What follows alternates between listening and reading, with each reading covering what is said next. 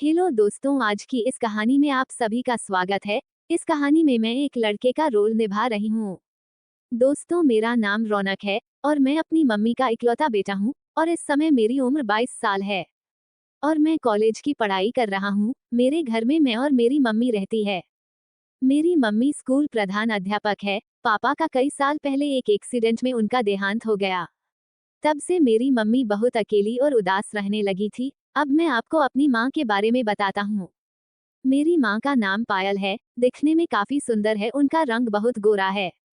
उन्हें देखकर लगता नहीं कि वह 22 साल की बेटे की माँ है। ये बात लगभग कुछ महीना पहले की है, जब मेरी मम्मी स्कूल से हमेशा वक्त पर घर आ जाती थी, लेकिन मैं कई दिनों से नोटिस कर रहा हूँ कि वह देर से घर आने लगे। एक और बात मैंने जो मम्मी के बर्ताव में नोट की थी कि वह अब काफी खुश रहने लगी थी। एक दिन मम्मी रात को घर 2 बजे आई। मैंने मम्मी से पूछा, मम्मी आज तुम बहुत ज्यादा लेट हो गई। उन्होंने कहा, बेटा आज बहुत जरूरी काम था। लेकिन उनके चाल ढाल को देखकर अब मुझे पता नहीं क्यों मम्मी के ऊपर शक होने लगा था। उस दिन के बाद से मैंने मम्मी की हरकत पर निगाह रखना शुरू कर दिया और एक दिन मैं बाइक से मम्मी के पीछे स्कूल गया और बाहर छुपकर खड़ा होकर उसकी जासूसी कर रहा था। मैंने देखा कि गाड़ी जो कुछ देर पहले ही आकर रुकी थी, मम्मी उसमें बैठकर चली गई। फिर मैंने मम्मी का पीछा किया। कुछ देर जाने के बाद वह कार एक बड़े से अपार्टमेंट के पास जाकर रुकी। उसमें से एक आदमी उतरा और मम्मी भी उतरी। वह दोनों साथ में कहीं जाने लगे। मैं छुपकर पीछे उनके चला जा रहा था। थोड़ी देर बाद पहलुओं के फ्लैट पर पहुंच गए। मैं अब उनके काफी करीब था और अंदर से आने वाली बातें भी मुझे सुनाई दे रही थी। वह आदमी कह रहा था, यार पायल, उस दिन काफी आनंद आया। मेरी मम्मी बोली, लेकिन तेरे अकेले में वह बात नहीं रही। अब मुझे एक बलवान व्यक्ति चाहिए। तो आदमी बोला, मेरा एक दोस्त है, अगर तुम कहो तो उसे बुलाओ। मम्मी बोली, ठीक है, कल बुला लेना। मेरा लड़का कल घर में नहीं रहेगा। कल उसकी इम्तिहान है। मैं, तुम और तुम्हारा दोस्त ही होंगे और आ जाना। उसके बाद उस आदमी ने मस्त वाले क्रिकेट का खेल खेला और मम्मी उसका साथ दे रही थी। थोड़ी देर बाद माँ ने कहा, चलो बहुत हो गया, मुझे बहुत देर हो रही है, कल टाइम से आ जाना। उसके बाद वह दोनों बाहर आने लगे और मैं साइड में छुप गया। उन्होंने फ्लैट को बंद किया और फिर दोनों वहां से निकल गए। मैं भी जल्दी से वहां से निकला और फिर घर आ गया। मुझे यकीन नहीं हो रहा था कि मैं जिस औरत के साथ रहता हूँ वह ऐसी है। अब मुझे भी अपनी माँ के बारे में सोच सोच कर हैरानी हो रही थी। फिर दूसरे दिन मैंने सोच लिया कि आज इम्तिहान देने को नहीं जाऊंगा। मैं मम्मी के सामने ये बोलकर निकल गया कि मैं कॉलेज जा रहा हूँ। थोड़ी दूर जाकर मैं खड़ा हो गया। इम्तिहान तो मुझे वैसे भी नहीं देना था, क्योंकि इससे ये पता लग गया होगा कि आज उसकी माँ के साथ क्या होने वाला है। वह आदमी फिर क्या इम्तिहान देगा। वहीं पर टाइम पास करने के बाद घर की तरफ गया तो देखा कि वही गाड़ी मेरे घर के बाहर खड़ी थी। मैं समझ गया कि वही आदमी होगा। फिर मैंने सोचा कि घर के अंदर कैसे जाया जाए। फिर एकदम से ख्याल आया कि क्यों ना घर के पीछे वाली साइड से छत से चला जाऊं। फिर मैं पीछे वाली साइड पर गया। मैं अपने घर में चोरों की तरह चल रहा था और ऊपर छत का दरवाजा खुला हुआ था। मैं चुपके से वहां जाकर अपने कमरे में बैठ गया।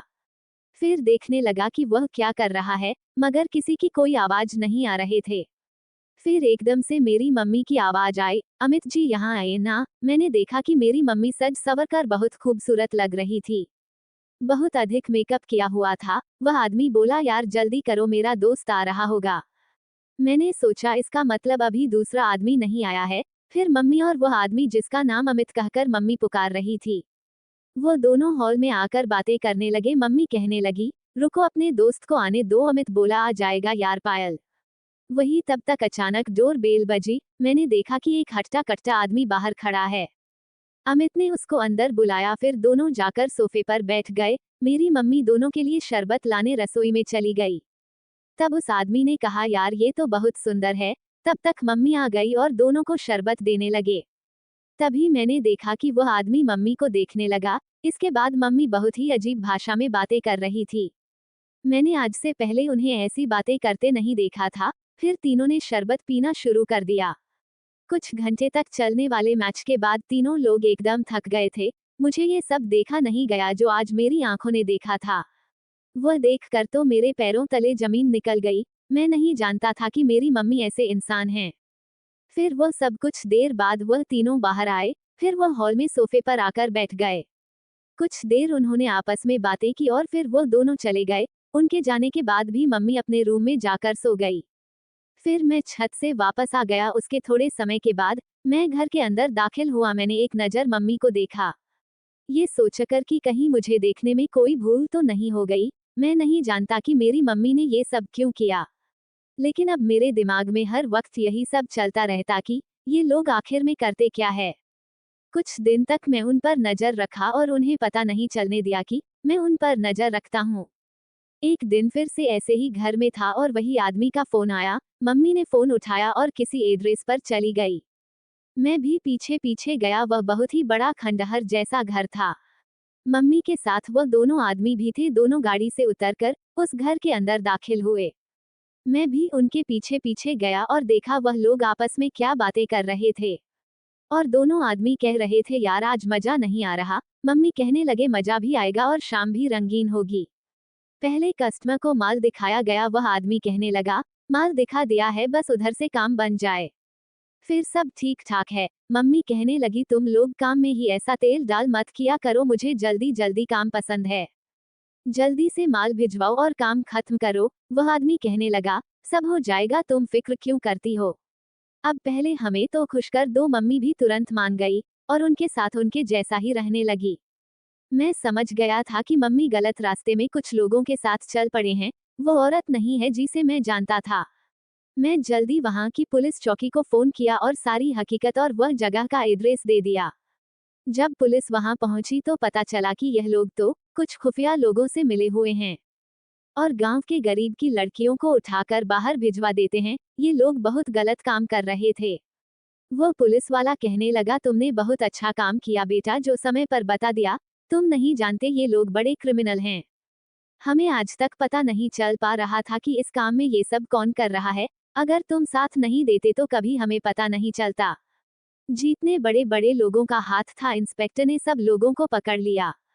तभी मैंने एक नज़र मम्मी की तरफ दौड़ाई। मम्मी की नज़रें झुकी हुई थी। मैं भी कुछ नहीं पूछ पाया क्योंकि उन्होंने मुझसे नजरें ही नहीं मिलाई, क्योंकि वह उन सब लोगों के साथ मिले हुए थे। जो हुआ सो हुआ, कम से कम गलत करने वालों को सजा तो मिला। मैं अपनी मम्मी का साथ जिंदगी भर के लिए छोड़ दिया। तो दोस्तों, ये थी हमारी आज की कहानी। आशा है आपको पसंद आई होगी। आपका क्या कहना है इस कहानी के बारे में कमेंट करके हमें जरूर बताएं। वीडियो को लाइक करके चैनल को सब्सक्राइब कर लीजिए और साथ में घंटी को दबाकर ऑल पर सेट कर ले, ताकि आने वाली वीडियो आपको तुरंत मिल सके। मुझे दीजिए इजाजत, मिलते हैं फिर एक नई कहानी के साथ। तब तक के लिए धन्यवाद।